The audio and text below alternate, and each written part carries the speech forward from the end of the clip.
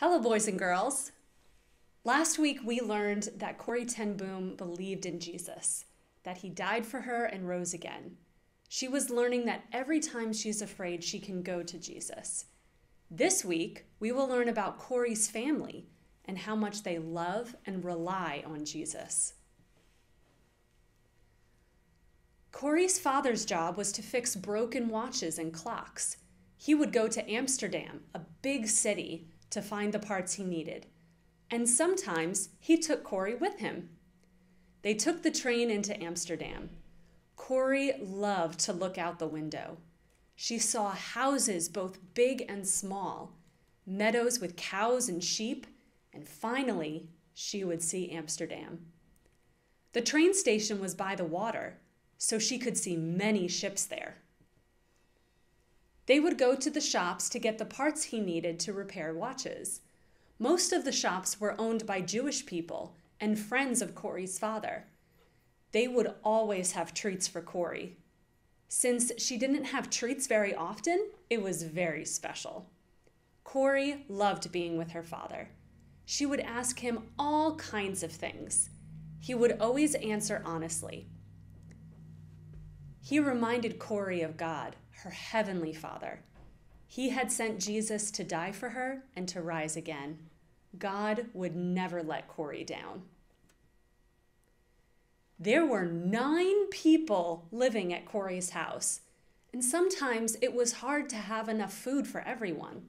They were not very rich, but they always made sure to remember the good things that God had given them. On the side table, there was a tin box. They called it the blessing box because every time something good happened, they would put a coin in it. And they would save these coins to give to the people who tell others about Jesus. Though the ten Booms weren't rich, it didn't stop them from being generous.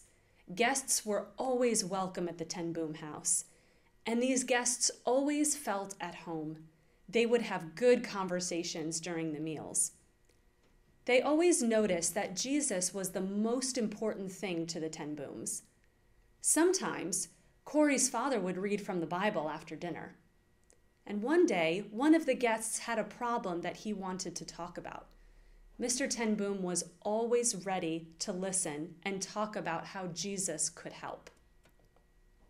After talking, they prayed. Corrie, her sisters, and brother saw how God was able to solve any problem. They would always pray whenever they faced hard times. When their mother was sick, when they didn't have enough money, when Corrie's father didn't know how to fix a watch. And God would show how Jesus is the answer every time. God gave them joy, even during their difficulties. Along with Aunt Anna, Aunt Bet and Aunt Jans lived with Corrie and her family. Sometimes it was difficult to live with her aunts. Aunt Bet would complain when Corrie and her siblings would do something wrong. She would talk about how other children behaved so much better.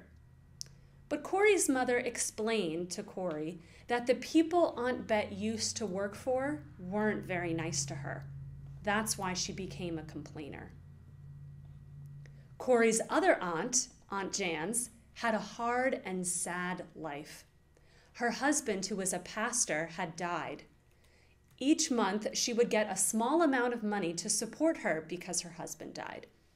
But she would never keep that money for herself.